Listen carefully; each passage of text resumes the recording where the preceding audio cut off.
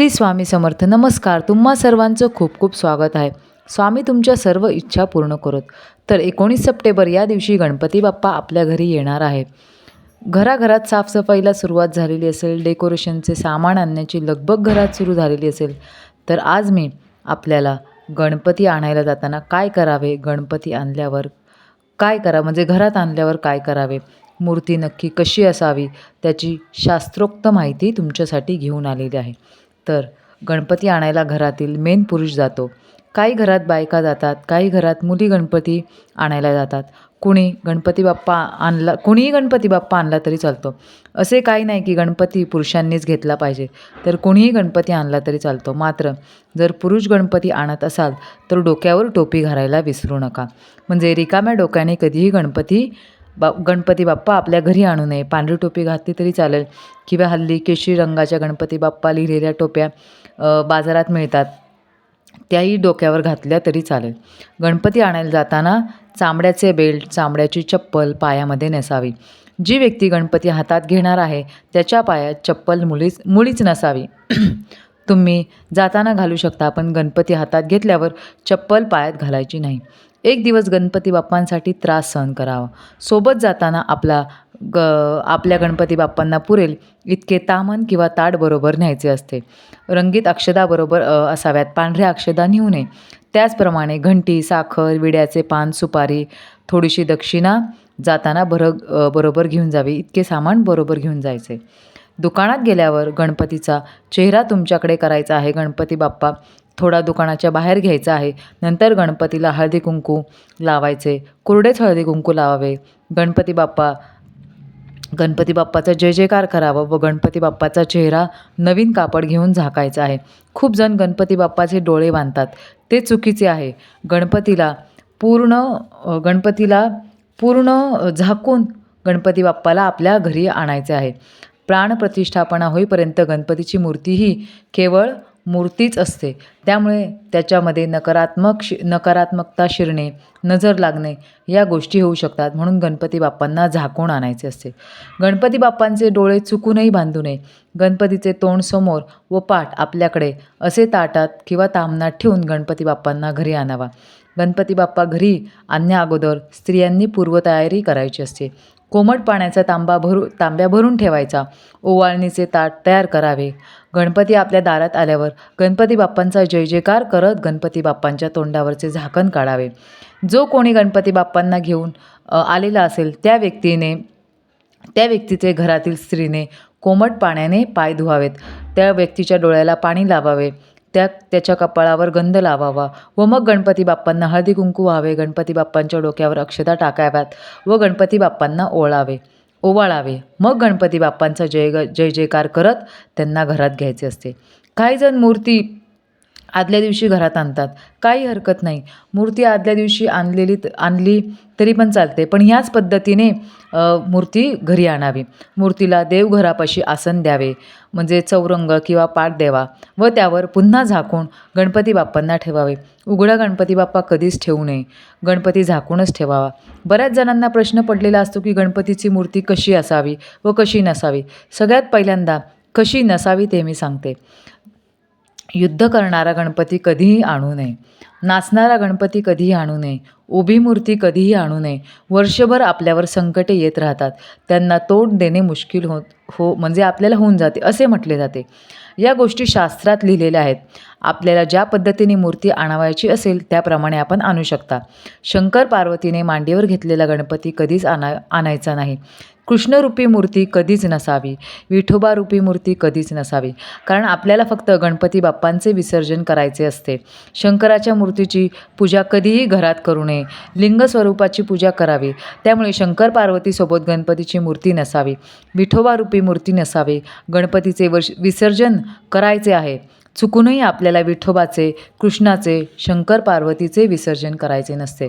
तर गणपतीचे विसर्जन आपल्याला करायचे असते. विनाकारण आपल्या घराला दोष लावून घ्यायचे नसतात.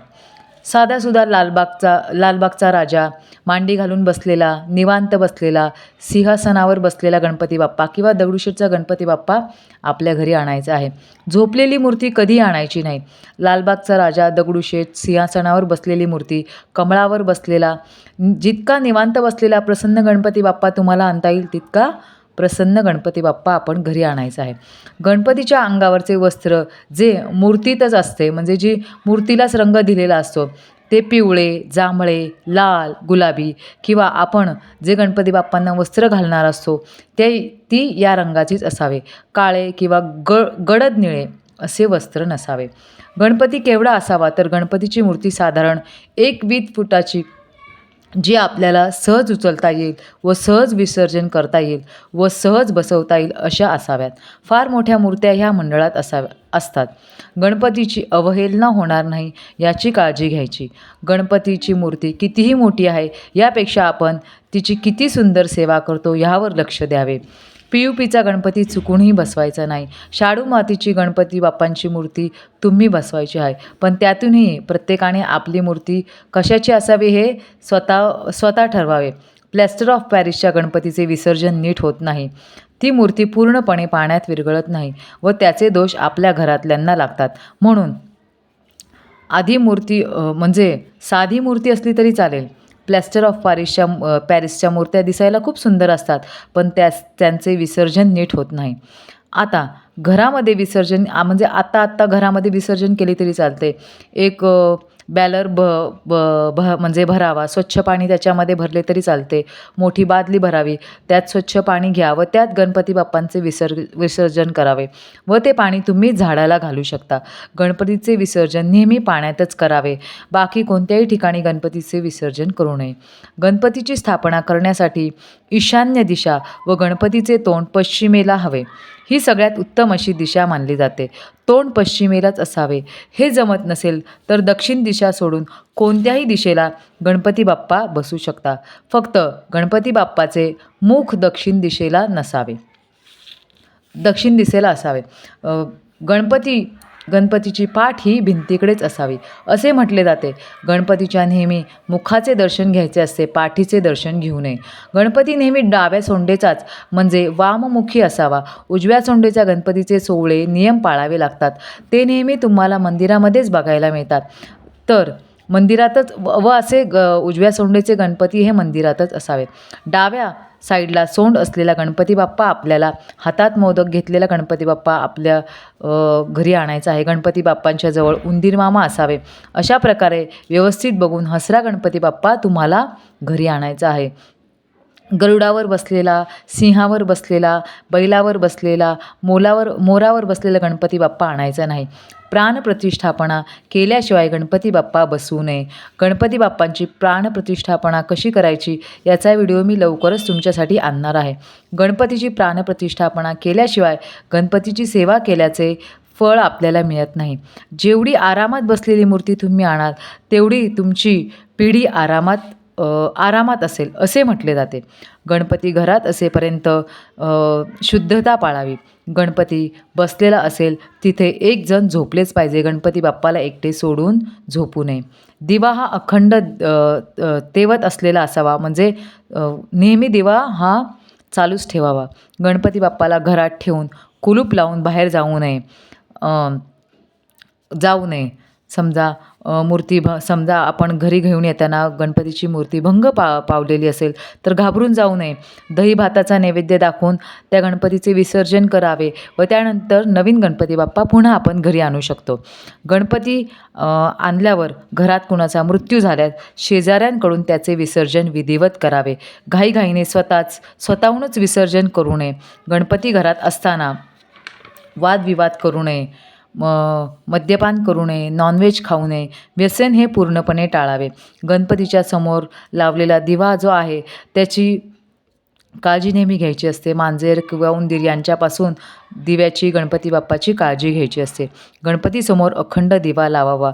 रोजच्या रोज आरती पूजा करावी. प्रसादात रोज एखादा गोड पदार्थ दाखवावा. किमान दही भात साखर हा नैवेद्य दाखवावा. गणपतीचा आवडता नैवेद्य मोदक तुम्ही नक्की दाखवावा. याप्रमाणे आपण गणपती बाप्पांना घरी आणू शकतो व त्यांची पूजा करू शकतो. व्हिडिओ जर आवडला असेल तर व्हिडिओला शेअर करा व चॅनलला सबस्क्राईब करा. नमस्कार.